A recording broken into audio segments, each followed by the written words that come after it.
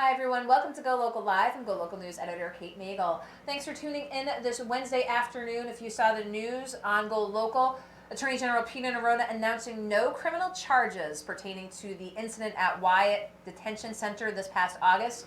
You can read all about it on Go Local Prov. And luckily today we have Jennifer Lawless at the University of Virginia. Now that she's got electricity back up and running, Jennifer, thank you for joining us. I'm happy to be with you. Well, glad to have you today. Big news out of D.C., the GOP storming a closed-door impeachment meeting. Let's talk a little bit about this. How did we get here? I mean, it's clearly nursery school at the U.S. Capitol. The behavior is appalling. Basically, what happened is that members of the Armed Services Committee in the House felt that they should be privy to the impeachment proceedings, even though their committee is not the committee conducting the hearing. So they showed up, they stormed the hearing, they brought in their phones, which is also not acceptable. And then when they were escorted out, 6 or 7 of them refused to leave. And so as a result, the witness was dismissed. The hearings couldn't move forward today. And apparently Donald Trump was well aware that this was going to happen.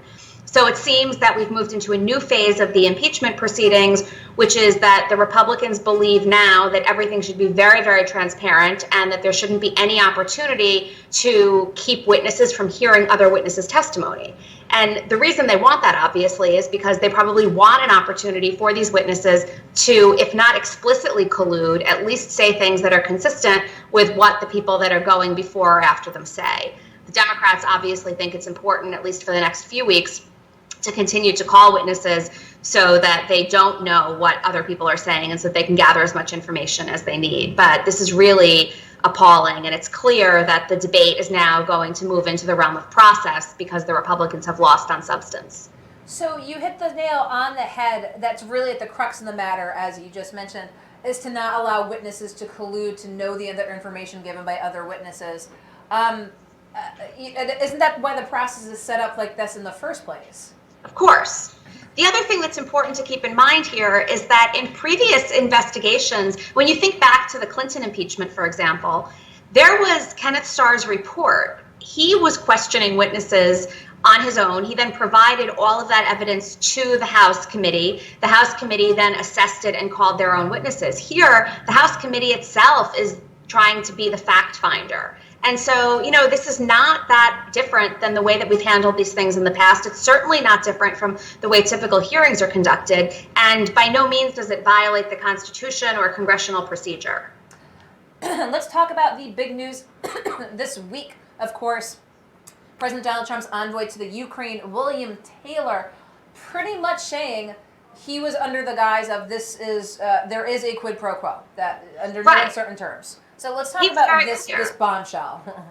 Yeah, he was clear. He said there's a quid, there's a pro, and there's a quo, right? Like there is no question about it. And he said that it was very, very clear that not only did Donald Trump want money withheld from the Ukraine until they agreed to investigate both the 2016 election and the Bidens, but that the Ukraine knew, right? So it's not only now that there was this extraction of a promise of investigation.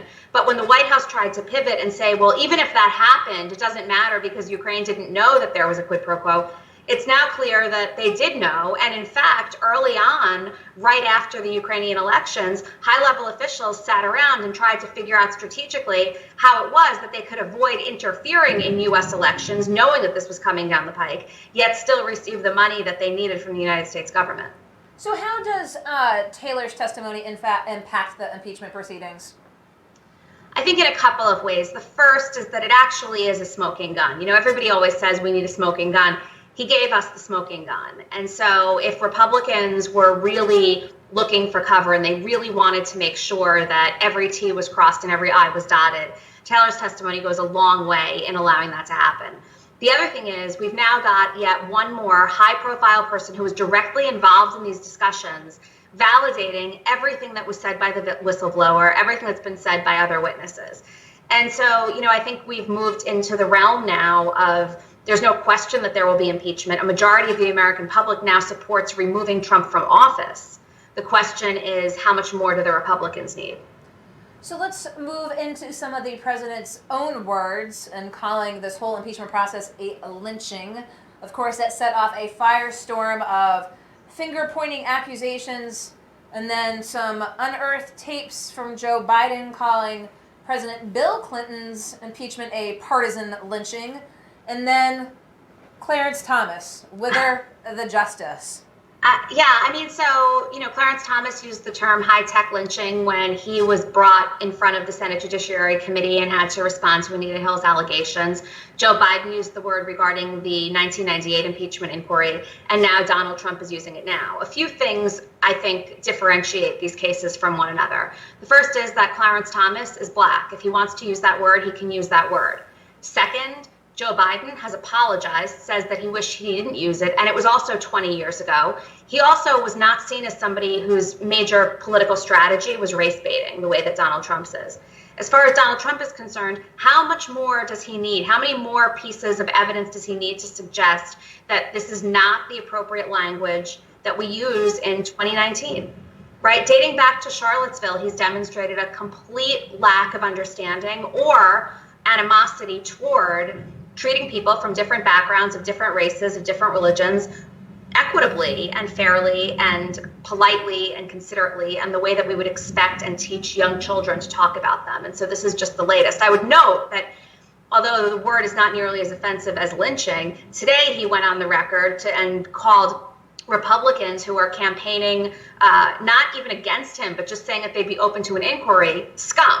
Again, not language that's probably appropriate for the president of the United States and something that no previous president would have ever used. And what do you think of the reaction out of the White House defending the president's statement saying that his record with Black Americans speaks for itself? What do you think of the White House response?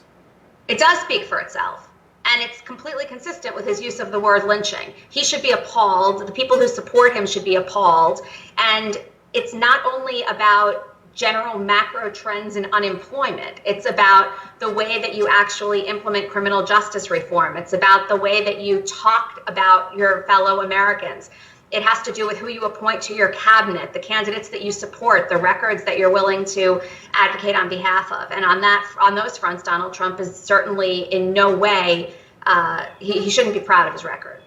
Couple more, there's so much dominating the news cycle, I shouldn't even say a couple more things to talk about. But let's talk about Hillary Clinton talking about a Democratic presidential candidate who she believes is actually, as the terminology, a favorite of the Russians, if you will. Not directly naming Tulsi Gabbard, but implicating her in her comments. And now we're seeing this whole back and forth. Why is she picking this fight? Unclear. I think that Hillary Clinton probably chooses her words pretty carefully. And if she believes that Tulsi Gabbard and Jill Stein had been Russian assets, I'm sure that that's not just a random statement. There's some evidence to suggest that the things that Tulsi Gabbard has said, the people who have advertised on her behalf, might in fact want to add some degree of disarray to the Democratic Party. That said, there's absolutely no reason in the middle of a heightened Democratic primary fight to re-inject herself into the discussion. And so I'm not really sure what's going on. I read one account that said, well, she was just talking on a podcast. She's Hillary Clinton. Anything she says to anyone, anywhere. It's all on the record. It is all on the record. Yes. The mic is always live. Of course, the whole premise, of course, was that Tulsi Gabbard would consider a third party, independent run, and be that spoiler. So, at this stage in the game, if it comes to fruition, we'll see. But Hillary Clinton, I believe, is just clamping down, digging in her heels, and not even acknowledging that she'd made these comments. Right, that's exactly the case. And Tulsi Gabbard is actually trying to use these comments to propel her own candidacy, because if the former Democratic nominee is saying something like this, then maybe this is a reason to take Tulsi Gabbard seriously. So the strategy, if there was one, and I really don't think that there was, seems to have backfired. And it's also a little bit unclear that a third-party spoiler this time around would hurt the way that it did in 2016, because voters are well aware of the fact that had Jill Stein and perhaps Gary Johnson not been on the ballot in or not received votes in Michigan, Wisconsin, Ohio, Pennsylvania, the outcome may have looked quite different. And so when in a previous election cycle, a spoiler plays a pretty pivotal role, that person's impact, regardless of who the candidate is, tends to decrease the next election cycle. It'll be interesting. There was some news today. The head of Dick's Sporting Goods could essentially be looking at a GOP run. Could another Republican play, any sort of spoiler? Well, I think the question is not so much whether another Republican candidate could be a spoiler. The question is Donald Trump going to be on the ballot? And, Anthony Scaramucci is out there telling everybody, no, it's only a matter of months. He's quitting. He'll be in Mar-a-Lago. He'll be watching election returns from there as a private citizen. We're seeing national polling where Pence is now often included in head-to-heads against the various Democratic candidates.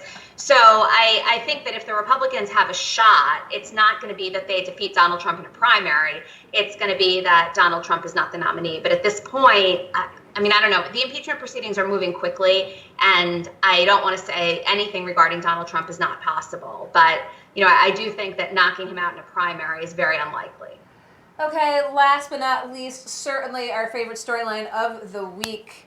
Mitt Romney found to have a fake Twitter account, admitted to it. Pierre Delecto was found to have weighed in on a number of Twitter conversations with reporters, of course, from a seemingly anonymous Twitter handle that was in fact Mitt Romney. He did in fact cop to it. And it literally came like the day that he was taking sort of the biggest step with putting the pressure on the president.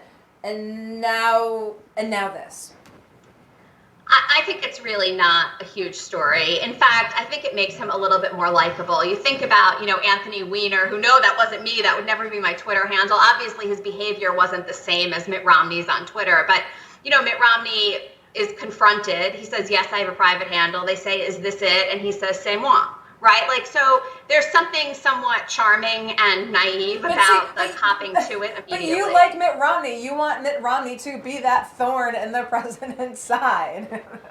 We do want, I think Democrats do want him to be the thorn in the president's side. I don't know that this is the kind of story that the average American cares about or will hear about or, reads about. I do think that the question becomes, how is Mitt Romney now going to, given his unique position in the Senate and among his constituents, hold this president accountable? And if anything, the upside to this whole story is that it's making national news. So this is a time where if people are going to be talking to him a little bit more than usual, he has the opportunity to shape the narrative a little bit more than usual as well.